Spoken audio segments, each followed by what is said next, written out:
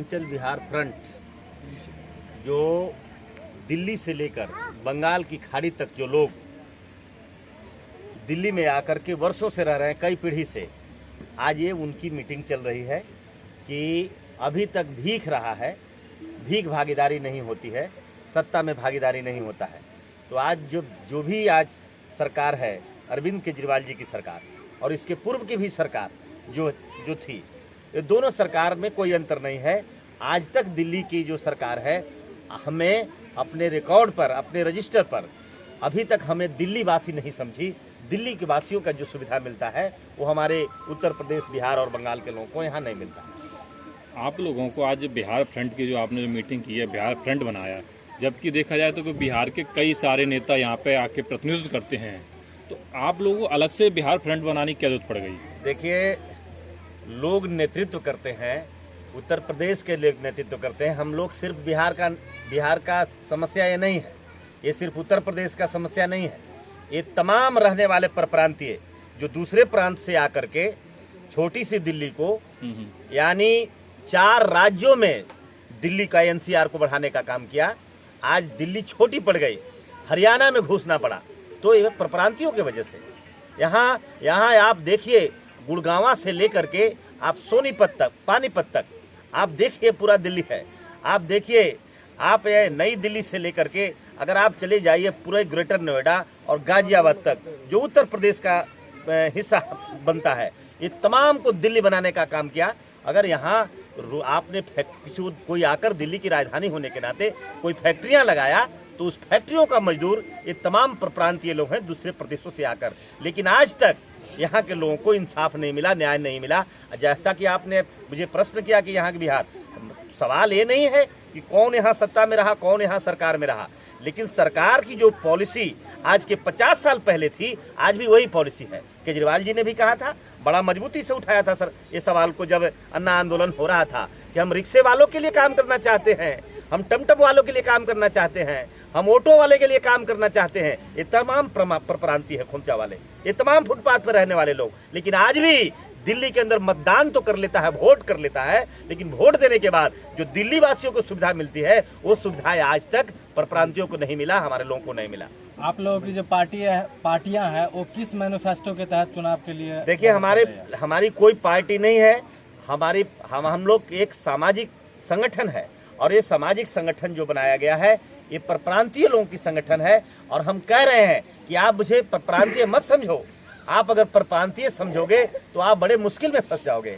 आप हमें अपना समझो, आप दिल्ली वाले मुझे समझो, क्योंकि हमने यहाँ बलिदान दिया है। हमारे पुरखों की यहीं पर शमशान और कब्रिस्तान दोनों है, जिसमें लाखों लोग मिट गए हैं, खत्म हो गए हैं। लेकिन आज तक आपने मुझे दिल्ली वासी नहीं समझा, हरियाणा वासी नहीं समझा। दुख इस बात की है, चिंता यहाँ है। आप बताओ डोमिसाइल की पॉलिसी क्या है? दिक्कत कहाँ आ रही है? कहाँ सरकार आपको क्या दिक्कत क्या आ रही है? आप रह रहे हो, आपको 200 यूनिट बिजली फ्री मिल रही है, पानी फ्री मिल रहा है, और क्या आपको की दिक्कत कहाँ आ रही है? पत्रकार साहब, मैं बोल रहा हूँ, आप मुझे मत दो, हमें बस फ्री नहीं चाहिए, आप मुझे बिजली फ्री मत दो, लेकिन मुझे भेदभाव मत करो, मेरी फीलिंग को क्या भेदभाव हो रहा है? मैं बता रहा हूँ, अगर भेदभाव नहीं तो मुझे बताइए। आज यहाँ इतने लोग जो मजदूर बसते हैं, जिनके पास बच्चों का जन्म प्रमाण पत्र नहीं है, सुकन्या योजना का पता लगाइए। सुकन्या योजना में हमारी बेटियों को भागीदारी नहीं हो रही है। वो कह रहे हैं कि आपकी बेटियों का जन्म प्रमाण यहाँ का नहीं है, उत्तर प्रदेश का है, बंगाल का है, बिहार का है, सुकन्या योजना का लाभ नहीं मिल रहा है। आप डोमिसाइल देखिए, आपके बिहार उत्तर प्रदेश का जो भी व्यक्ति अपना जाति प्रमाण पत्र या आरक्षण से जुड़े हुए लाभ लेने के लिए अगर यहाँ अपनी सरकार में आवेदन करता है, उन्हें इस तरह की सुविधाएं नहीं दी जाती है। तो ये भेलिंग नहीं है क्या? अगर बताओ, अगर एससी की कैटेगरी जिन जातियों को दिया है, उपजातियों को दिया है, क्या हम यहाँ आने के बाद में हम अपर हो गए? या अपर क्लास जो वहाँ से आया है, उन्हें भी 10% का आरक्षण मिला है, तो आरक्षण अगर यहाँ लेना चाहेंगे जो अपर क्लास के लोग, उन्हें आप आरक्षण कैसे दोगे? आप तो कहोगे कि आपकी जो हमारी डोमिसाइल नीति है, आप 30 साल का, 25 साल का, 40 साल का आप पुरावा लेकर के आओ। तो आप मुझे बताओ, आपको ये भी पॉलिसी बना लेना चाहिए कि 15 साल, 10 साल, 4 साल में जो है उनको नहीं रहना चाहिए? बताओ, ये दिल्ली हमारी राजधानी है कि नहीं? दिल्ली को हमने भागीदारी दिया है कि नहीं? दिल्ली में हमारा खून पसीना है कि नहीं? दिल्ली में हमारे पुरखों का पैसा आता है कि नहीं? ये दिल्ली किससे चलती है? ये दिल्ली प्रांतीय जो आए हैं, जो आज 2.25 करोड़ आप बताते हो, 2.25 करोड़ में 2 करोड़ लोग मजदूर और किसान का बेटा है। अगर इस दिन दिल्ली में रहकर कपड़ा लेना, खाना खाना, दवाई कराना, पढ़ाई कराना, अगर ये काम करना बंद कर देगा तो बजट का 10वां भाग आप अपने सदन में बजट अब में आगे बता की पाओगे। क्या रणनीति रहेगी आपकी? हमारी रणनीति है कि दिल्ली के वासी बनाओ। हमारी रणनीति होगी कि हमें उस डोमिसाइल नीति में आप सुधार कर दो। दिल्ली का जिस तरह से आम आदमी सरकारी सुविधाओं के लिए एप्लीकेशन करता है, आप हमारे लोगों को भी भागीदारी दो। हमें कोई दिक्कत नहीं है। हम क्षेत्रवाद, भाषावाद, प्रांतवाद पर हम समाज को नहीं बांटना चाहते, लेकिन हम सिर्फ ये यहाँ लोगों को कहने आए हैं, आज इतनी बड़ी संख्या हो गई है, आज हमारी इतनी बड़ी संख्या हो गई है कि आज हम पार्लियामेंट के अंदर हम मोहताज नहीं होंगे, आज असेंबली के अंदर मुहताज नहीं होंगे। यहाँ अगर 2.25 करोड़ में 2.25 करोड़ आबादी है, अगर भेदभाव आपने अगर किया तो अपना सांसद और विधायक वहां से भेज दूंगा और सरकार में अपने कलम से हमको काम करना पड़ेगा। हमारे लोग अपने कलम से काम करेंगे। दिल्ली सरकार के नीतियों से आप लोग खिलाफ है? नहीं, दिल्ली सरकार तमाम सारी पॉलिसी दोनों सरकार, मैं कह रहा हूँ कि दोनों सरकार, एजुकेशन सही किया है, मेडिसिन अच्छा किया है, फिर भी आप लोग कह रहे हैं कि दिल्ली सरकार आप अगर खोल दिए जगह, आप मुझे बताओ, सरकार ने जो जगह जगह पर क्लिनिक खोला है, मैं इसका कहाँ विरोध कर रहा हूँ? हम कह रहे हैं कि आप मुझे मोरल दो, आप मुझे सम्मान दो, आप मुझे इज्जत दो। आप अगर हैं तो आप पता लगा लीजिए, आज भी 2.25 करोड़ का आंकड़ा आपके पास गलत है। अगर एनसीआर की आंकड़ा अगर आपको लेना है तो आज भी 3 करोड़ लोग दिल्ली के अंदर वास करते हैं। और जिनकी संख्या है, भारत का संविधान क्या कहता है, भारत का लोकतंत्र क्या कहता है, जिनका जितना संख्या भारी उनको उतनी भागीदारी। आप हमारे कारपोरेटर कहाँ बनाते हो? हमारे लोगों को आप पार्षद कहाँ बनाते हो? हमारे लोग को आप एमएलए कहाँ बनाते हो? हमारे लोग को यहाँ सांसद कहाँ बनाते हो?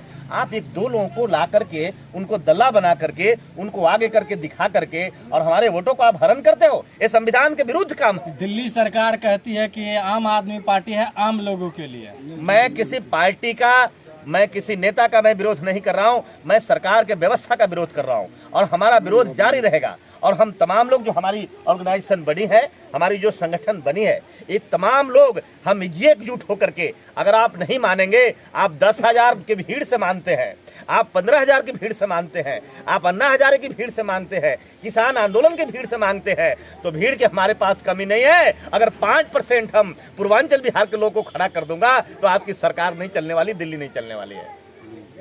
ठीक है, और बताइए जी। देखिए, आपने जैसे बहुत अच्छा सवाल किया है। उधर कीजिए। जी, आप जैसे कह रहे हैं कि ये दिल्ली की जो है आम आदमी की सरकार है और आम आदमी के लिए है, तो मैं आपको बता देना चाहता हूँ आपकी जानकारी के लिए कि जैसे कहा डिस्पेंसरी खोल दी, मोहल्ला क्लिनिक, आप दिल्ली के अंदर इस नरेला क्षेत्र में, पूरे नरेला क्षेत्र में आप देख लीजिए, जहाँ जहाँ इस्लाम कॉलोनियाँ है, जे कॉलोनियाँ है, एक भी मोहल्ला क्लिनिक नहीं है, क्योंकि वहाँ आम आदमी, मजदूर, गरीब आदमी रहता है। ठीक है।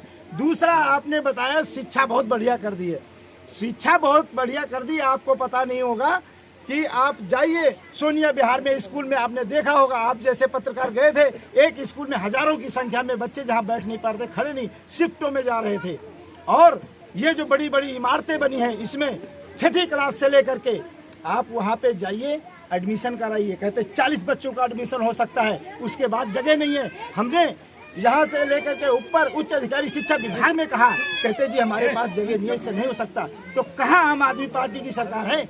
गरीब मजदूरों की सरकार आप कहते हैं, चाहे केंद्र में बैठी हुई भारतीय जनता पार्टी सरकार हो, चाहे आम आदमी पार्टी सरकार हो। दिल्ली में यहाँ जितने लोग खड़े हैं, आप एक एक आदमी से पूछ लीजिए, जब उन्होंने 17,234 रुपये न्यूनतम वेतन अपने कागजों पे कर दिया है, जमीन पे कौन लागू कराएगा? 5,000 से लेकर के 10,000 तक रुपया दिया जाता है और वहाँ 12-12 घंटे, 10-10 घंटे काम कराया जाता है। ये है आम आदमी पार्टी की सरकार। ये आम आदमी पार्टी आम आदमी के लिए काम कर रही है। बताइए, केंद्र की सरकार से आप लोगों को कैसे देख रहे हैं? केंद्र की सरकार आप देख रहे हैं, पूरे भारत के अंदर आग लगाने का काम कर रही है। चाहे वो हिंदू मुस्लिम हो, और कहीं भी कोई भी विकास का काम नहीं होता है। जब कुछ भी काम नहीं होता सिर्फ हिंदू मुस्लिम होता है। चाहे आप वहाँ देख लिए, भारतीय जनता पार्टी की सरकार है, मध्य प्रदेश में दलित के ऊपर पेशाब किया जाता है, और उससे आप मेवात में देखिए किस तरह से विवाद किया जाता है। क्या धर्म के नाम पे लोगों को कटवाएंगे, मरवाएंगे, पूरे देश में आग लगाएंगे। ये भारतीय जनता पार्टी की नीतियां हैं, केंद्र सरकार की नीतियां हैं। अच्छा यादव जी ऐसी दूसरी भी कोई बैठक होने वाली है क्या? नहीं, अभी कल भी बैठक है। अच्छा, कल के बाद में आपको मंडे को बुलाया हूँ। सबसे पहले मैं एक बात क्लियर कर दूं, बहुत बहुत धन्यवाद आप लोगों को भी, कि देखिए हमारी ऑर्गेनाइजेशन है गैर राजनीतिक, गैर धार्मिक, सभी दल के लोग हैं और सभी धर्म के लोग हैं।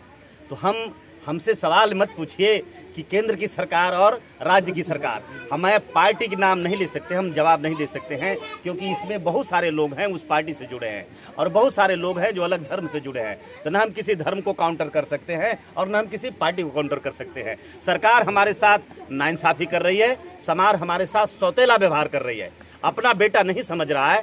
तो अब हमको तो फैसला लेना पड़ेगा।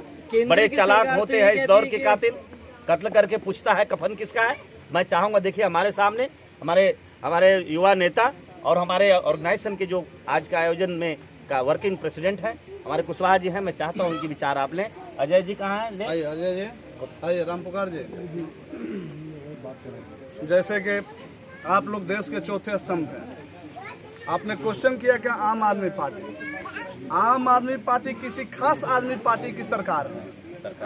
और रहा बात सरकार की पॉलिसी पर हमको चिंता है, सरकार से हमको कोई टेंशन नहीं है, लेकिन जो दोहरी नीति अपना रही है, जो सौतेलापन व्यवहार किया जा रहा है, आज भी पूर्वांचल वासियों के नाम पर हम लोग के साथ शोषण और दमन के अलावा कुछ नहीं होता है। मेरे आबादी है, बाबा साहब भीमराव अम्बेडकर ने बोला था कि जिसके जितने हिस्सेदार, जिसकी जितनी आबादी उसकी उतनी भागीदारी। मेरा 80% यहाँ है आबादी, लेकिन भागीदारी 1%। लेकिन सर केंद्र की सरकार तो ये कहते हैं मोदी जी की सबका साथ सबका विकास हो रहा है। बिल्कुल, एक मिनट, केंद्र की सरकार सबका साथ सबका विकास कर रही है, दिल्ली की सरकार राज्य सरकार है वो आम आदमी पार्टी का विकास कर रही है, लेकिन आपको दोनों में से कोई पसंद नहीं है। दोनों सरकार के हम खिलाफ में काम करेंगे। शेषनाग दोनों है सरकार तो एगो हमारा विरोध है। नागनाथ है तो एगो सांपनाथ है। एक सरकार सांपनाथ है तो दूसरी सरकार शेषनाथ है। और रहा बात सबका साथ सबका विकास, तो सबका साथ जरूर लेते हैं ये, लेकिन 11 लाख करोड़ रुपया कारपोरेट घराने के माफ करते हैं। हम नहीं कर रहे हैं, आंकड़ा कह रहा है। और 75 वर्षों में इस देश पर जितना बोझ था उससे 3 गुना ये कर्ज काट कर ला लिए देश पर। कह रहे हैं विकास कर रहे हैं, विकास भविष्य ये की या तो आप ही निवेश। लोगों ने चुन के है। विकास हुआ है। सबसे पहले तो हम अस्मिता की लड़ाई लड़ रहे हैं। हमारे लोगों को झोंकी झोपड़ियों में इज्जत लूटा जाता है, हमारे साथियों को अपमानित किया जाता है, हमारे साथियों को मारा पीटा जाता है, हमारे साथियों से वसूली किया जाता है। हम जो बनाए हैं ऑर्गेनाइजेशन, देखिए हमसे सवाल आप जो इस विषय पर जो हम लोगों ने आज बैठक रखा है, हम पूर्वांचल बिहार के लोगों के लिए हम ये कर रहे हैं, क्योंकि हम पीड़ित ज़्यादा हैं। यहाँ हम पीड़ित ज़्यादा हैं और पीड़ित स्थानीय लोगों से है।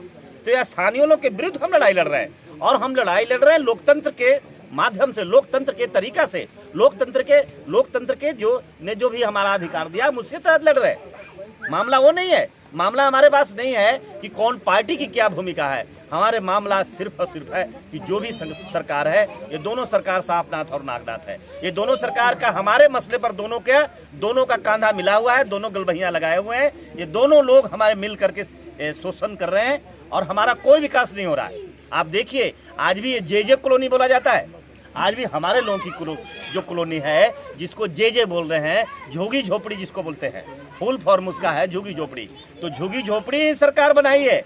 केजरीवाल जी, आप जो सत्ता में आए हो ये जे के बदौलत आप आए हो, ऑटो वाले के बदौलत आए हैं, रिक्शा वाले के बदौलत आए हैं। और उनको भी मैं केंद्र में मोदी जी बैठे हैं, उन्हें भी कह देना चाहते हैं कि आप जो दिल्ली में आए हो, आप जो 7 सीटों पर 7 पीरों पर जब झंडा लहराए हो, एक कमजोर वर्ग जो मजदूरों की वजह से आए हो। इसलिए हम आपको सावधान कर देना चाहते हैं कि आपके भी कुछ दिन बचे हैं और आपको भी कुछ दिन बचे हैं। तो दोनों आदमी से मांग है कि जो आप पॉलिसी बनाए हैं उस पॉलिसी को बैक करिए और यहाँ के मजदूरों के हित में, यहाँ के परप्रांतियों के हित में, यहाँ के कमजोर लोगों के हित में आप निर्णय लीजिए। हम आपको धन्यवाद देंगे। शुक्रिया बातचीत के लिए।